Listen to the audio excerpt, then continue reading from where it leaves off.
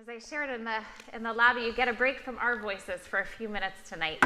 And we're so thrilled that over the course of these few months that we'll have a chance to hear some stories and reflections, a little bit of the Jewish journeys of some members of our community. So I want to invite up Susan Taplin, who has a rich and meaningful collection of reflections to share with us. Shabbat Shalom. This talk has been adapted from a June 2017 Sage writing prompt that I'll tell you more about later.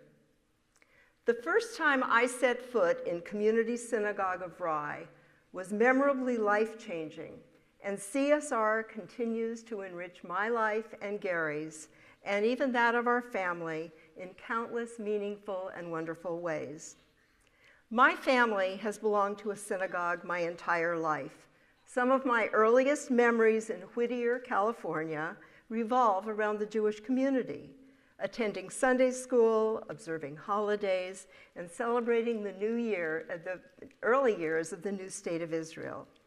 These activities were held in the local YMCA until 1951, when our community constructed the first building of Whittier Jewish Community Center, which eventually grew and became Whittier Beth Shalom, a conservative congregation. When Gary and I married in 1970 and settled in Pasadena, we immediately joined a conservative synagogue, Pasadena Jewish Temple and Center, and became involved in temple life, as did our children from the moment they were born. Therefore, in 1984, when Gary was presented with the opportunity of a lifetime to move across the country to Greenwich, Connecticut, and become curator and chief restorer at a private museum housing the largest collection of antique arcade and musical machine memorabilia in the country, my sole caveat was that we liked the conservative synagogue in Greenwich. I came for a visit, met with the rabbi, Rabbi Hillel Silverman, and felt very comfortable there. And so we moved, and we were all very happy there. Being Jewish has always been a prime focus of my life, even in my choice of career, working as National Director for Women's Division of American Technion Society for 8 years, and then as an Executive Director at American Friends of the Hebrew University for over 13 years. When I retired in the fall of 2012, I began to reassess my life and my priorities, which eventually included exploring other synagogues. Gary and I like attending Friday evening services. As KTI is located close to our home, I contacted them. They said they don't have a weekly Friday evening service and suggested Community Synagogue. Until that moment, I had never heard of Community Synagogue. That Friday evening, Gary wasn't able to come, but I decided to attend CSR services even though it is a Reformed congregation. I will always remember that evening. The moment I stepped 1 foot through the door, then CSR President Karen Cherney-Zaltz came over to greet me. We had spoken a few minutes when a young woman ran by. Karen excused herself and ran after her.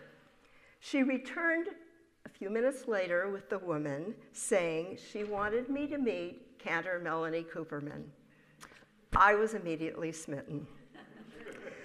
Other members stopped to meet me too. Services were about to begin, but Karen wanted me to first meet Rabbi Daniel Groper. Again, I was impressed and felt even more so by the time services concluded, and I excitedly returned home to tell Gary about my evening. It was only March. As our other temple membership was through June, we thought we'd wait until then if we were to join CSR.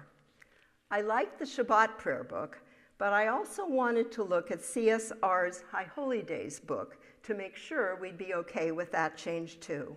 So early the next week, I returned to CSR. I walked into the office and was greeted by a warm, friendly, and helpful staff who I continue to appreciate to this day. When I explained why I was there, someone brought me a machzor, which I began to thumb through. After a few minutes, Rabbi Groper walked in and stopped to chat with me. I told him how much I liked this machzor and added that all my life I'd found something missing from services and prayer books. So over the years, I'd put together a variety of creative services that had been used as special services at some of my synagogues. However, after seeing the CSR prayer books, they seemed to speak to my thoughts and core beliefs, so I didn't think I'd have a need to compile any more creative services. Rabbi Groper explained that CSR prayer books are set up with the Hebrew and translation on the right and interpretive readings on the left pages. I immediately began looking forward to the next High Holy Days. Before I left, then Executive Director Irene Lustgarten took me on a tour. When we walked up the stairs, I loved being surrounded by the whimsical murals painted by CSR students. To this day, I like taking the stairs, and I'm always similarly enthralled. Upstairs, we saw Sage in Session, senior activities in a Jewish environment. I liked seeing that CSR provides creative, comprehensive programming for its very young, as well as for its senior members, a real rarity for synagogues. It struck me that even the name, Community Synagogue, is most appropriate, and I wondered, was it the foresight of its founders to name it thusly that encouraged this focus?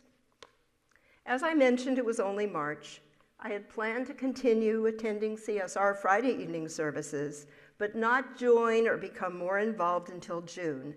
But then I learned about CSR's Women's Seder, conducted by Cantor Cooperman and Rabbi Frankel.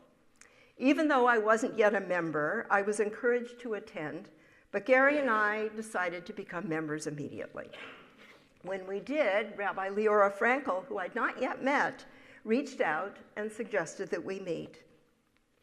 I felt an instant connection with this learned, compassionate person. I attended the Seder. I'd previously participated in many women's Seders. All had been wonderful, but this one was even more so. And I began forming meaningful, multi-generational friendships that keep growing. I also decided to go to Sage.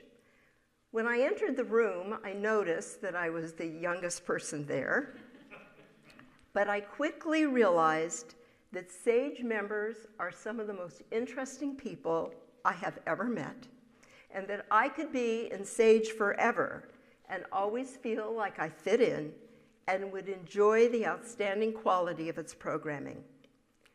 The first time I participated in a Sage writing session led by professional writer and CSR member Andy Hezekiel, where she provides a prompt for us to write about, read to the group, and get feedback, was another life-changing experience for me.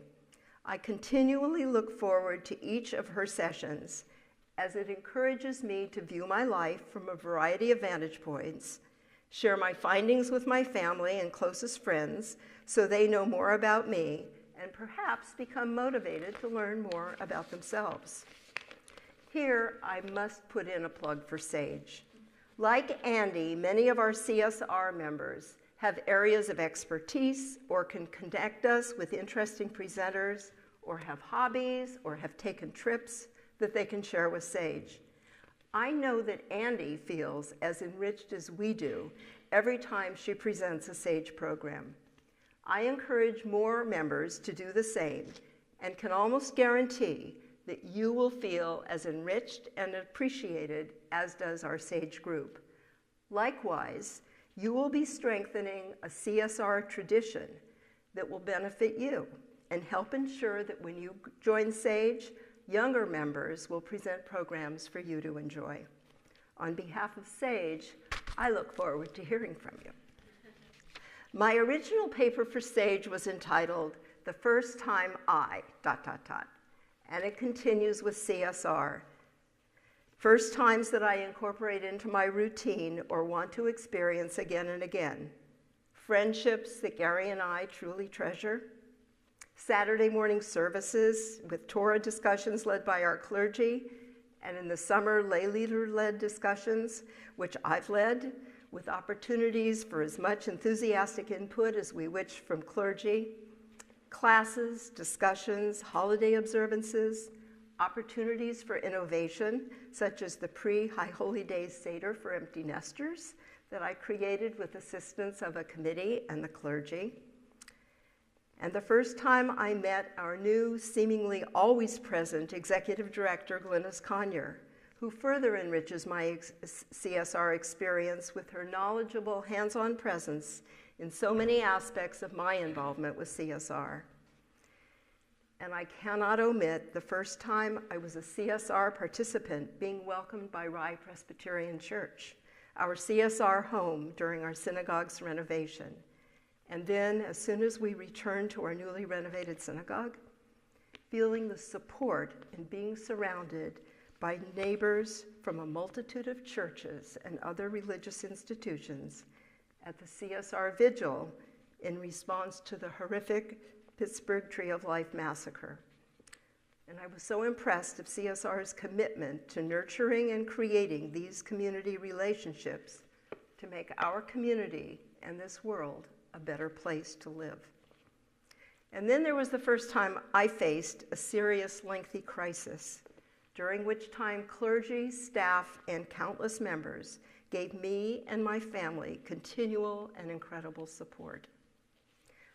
My parents of blessed memory, Bernice and Morris Belkin, taught me by their example that being Jewish can enrich the quality and meaning of my life. Their Hebrew names were Moshe and Bracha, and true to their names, my father was a leader and my mother was a blessing.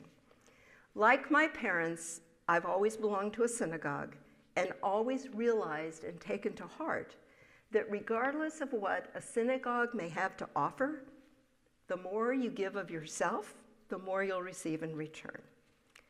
Each synagogue where I've been a member has been special in its own way, but for countless reasons at this stage in my life, I feel incredibly blessed that Gary and I are members of the Community Synagogue family. Shabbat Shalom.